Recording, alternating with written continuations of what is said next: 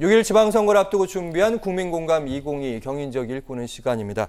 오늘은 인천시 교육감에 다시 도전장을 낸 분과 함께합니다. 도성훈 예비후보 자리에 있습니다. 어서 오십시오. 네, 안녕하세요. 도성훈입니다.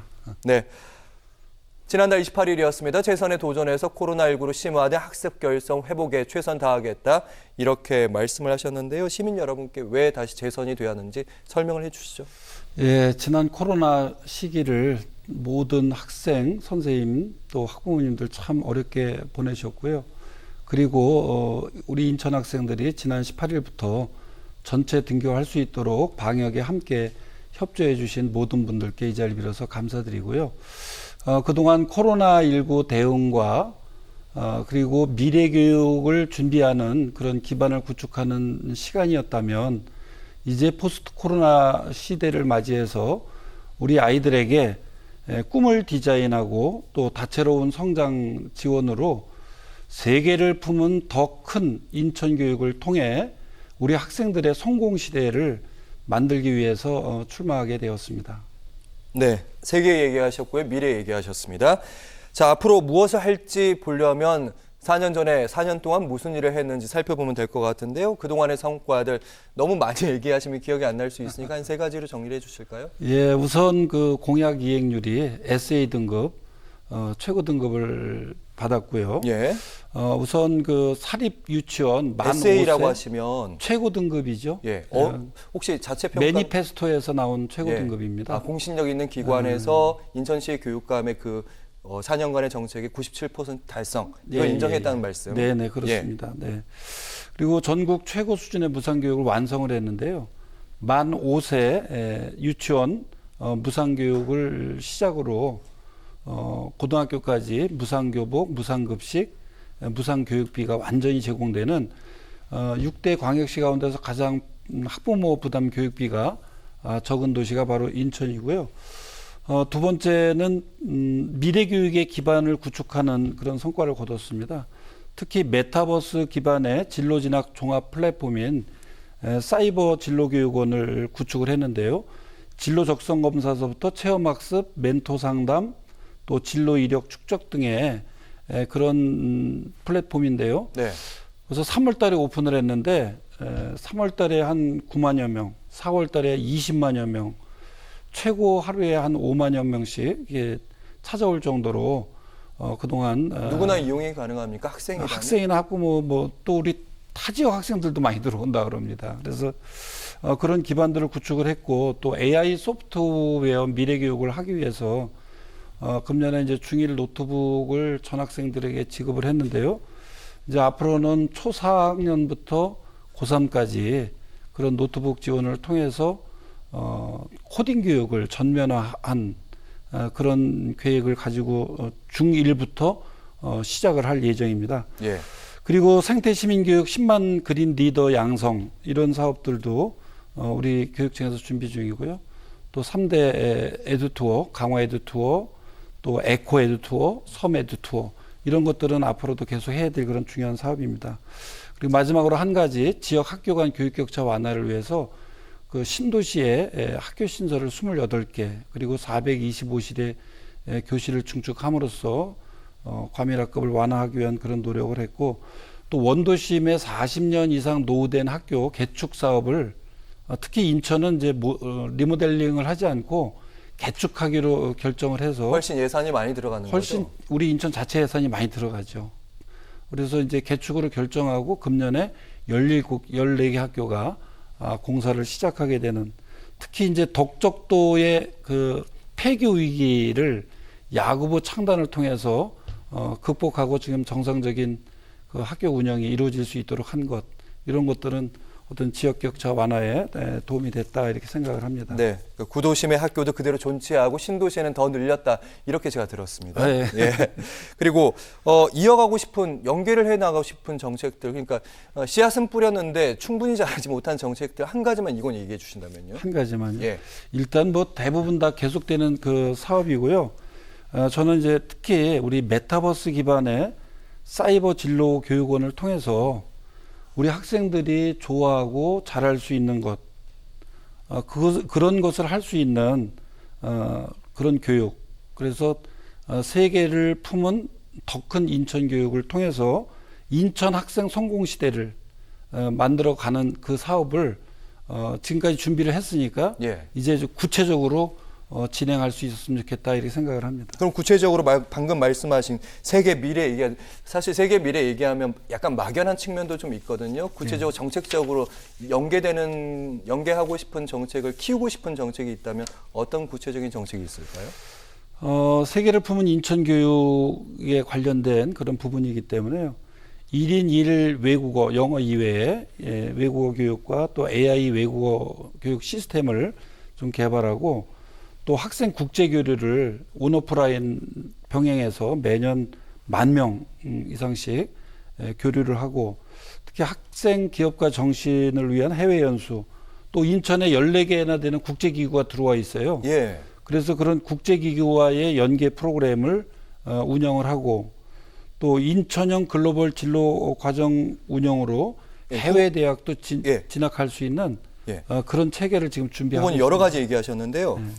연수 얘기도 하셨고요. 또 학생들과 그러니까 해외에 있는 학생과 학생을 연결한다고 하셨어요. 그게 어떤 그림일까요? 교류를 한다는 것이죠. 그래서 우리 지금 이제 코로나19로 인해서 원격 수업이 보편화됐잖아요. 그렇죠. 그래서 원격을 이용해서 우리 학생들끼리 수업도 하고 교류도 하는 이것 이미 하고 있어요. 하고 있으십니까? 예. 그래서 이거를 좀 더 확대를 하고 또 해외를 갈 수 있는 여건이 되면 그렇게 해서 이게 가고 싶어하는 학생들을 또 실제 교류까지 할 수 있는 그런 프로그램으로 간다는 얘기죠. 어떤 말씀이? 지금 코로나19 때문에 해외 연수 같은 경우는 좀 부족한 측면이 있고 안 되는 측면이잖아요. 그 부분까지 연계하시겠다 이 말씀입니다. 그리고 사실은 이 부분은 이제 교육감 후보로 나오신 분들이 많이 지적하는 부분인데 인천의 수능 시험 성적이 그렇게 높지 않다. 기초학력도 좀 떨어진 것 같다. 더 이렇게 얘기하시거든요. 어떻게 반론하세요? 저는 이제 이 코로나 시기에 인천은 위기를 기회로 만들었다 이렇게 생각을 하는데요. 일단 우리 학생들의 대학 진학률이 11%, 13%, 15%씩 5개 대, 10개 대, 20개 대가 이렇게 상승을 했습니다. 그래서 그동안 우리 인천이 이제 부산하고 비교해 보면 인구가 40만이 적은데 우리가 재작년부터는 학생 수가 부산을 역전해서 현재는 한 수천 명이 더 많아지는 이런 상황이 됐고요. 예. 그리고 또 다른 지역에서 우리 인천 지역에 대학 진학률 때문에 벤치마킹하러 오는 그런 경우도 있고 또 2018년 그 12월 7일 날 한국은행 인천본부에서 발표됐던 그 논문 가운데 하나가 인천이 왜 300만으로 성장하게 됐는가. 첫 번째가 집값이 싸고 안정됐다. 두 번째가 일반고의 대학 진학률이 좋다. 이런 부분이 있고요. 기초학력 부족에 대한 부분은 저희들이 이 코로나로 인해서 양극화되고 또 기초학력 부진 학생들이 좀 많아진 것은 전국적인 현상이잖아요. 그런 것들을 우리 학교 선생님들이 잘 파악을 하고 학교별로 학습 반올림이라든가 이런 프로그램을 비롯한 한 6가지 정도의 프로그램을 가지고 그 학생들을 집중적으로 선생님들이 직접 나서서 이렇게 하고 있어서 그 부분에 대한 학습 결손에 대한 회복 이런 사업들이 진행이 되고 있고요. 수능 문제는 사실 수능은 이제 그 수시로 입학을 하기 때문에 합격한 학생들이 대부분 보기 때문에 큰 문제는 아닌데 제가 처음 들어왔을 때는 2자리 숫자였어요. 그런데 지금 4년 동안 한 자릿수로 해서 중간 정도까지 지금 와 있습니다. 그건 뭐 평균적으로 이런 거 평균 밝히고 뭐 예. 그런 것들은 지금 뭐 적합하지 않은 상황인데 어쨌든 지금 전체적으로 학력과 관련된 부분이 상승하고 있다는 말씀드립니다. 알겠습니다. 재선에 도전하면서 5대 핵심 공약도 발표를 하셨는데 1대 공약이 안전에 안심을 더하는 책임교육 실현하겠다. 어떤 얘기일까요?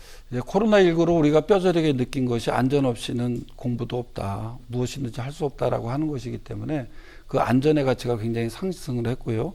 그리고 또 학교 폭력이라든가 이런 안심하고 학교를 보낼 수 있는 여건이 필요하기 때문에 감염병이라든가 등굣길 안전, 또 급식 안전, 학교 폭력 안전 등 종합 안전망을 구축해야 되겠다라고 하는 것이고 또 유초등학교의 책임 돌봄 그리고 기초학력 전문 상담교사를 배치해서 조금 전에 말씀드린 그런 기초학력을 보완할 수 있도록 하기 위한 것.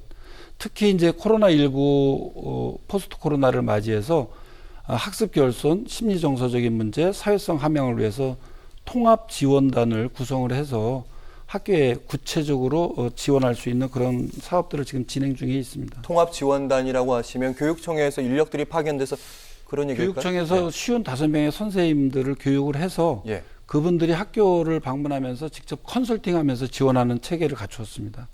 아, 그러면 학교에 가서 이 학교의 문제가 뭐고 이렇게 고쳐주십시오 하고 컨설팅을 한다는 그런 말씀이죠? 거를 한 거죠. 그거 우리 인천에서 시작을 해서 교육부에서 좀 전국적으로 하겠다 이렇게 얘기를 했어요.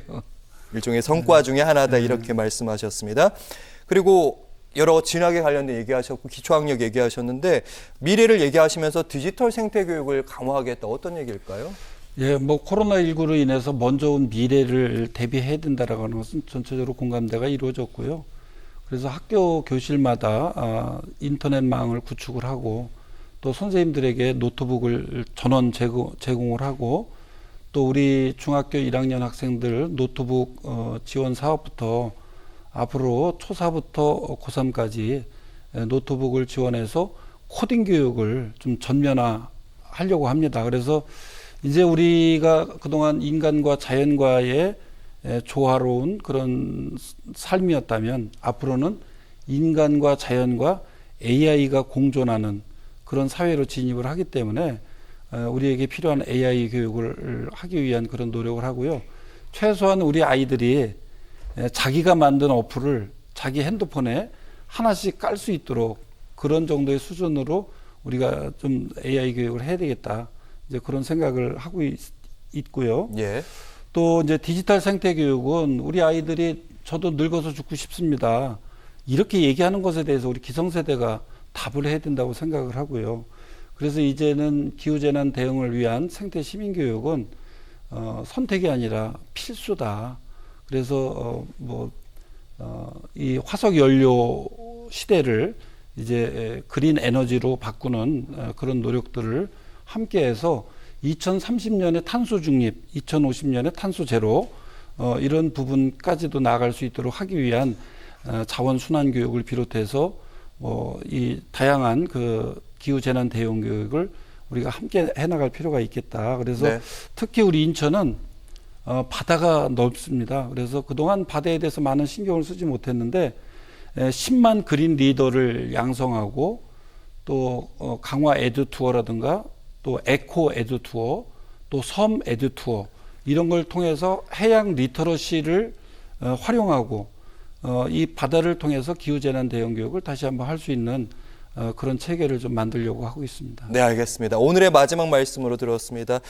인천시 교육감의 재선에 도전하고 있는 도성훈 예비후보와 함께했습니다. 말씀 잘 들었습니다. 고맙습니다. 네, 감사합니다.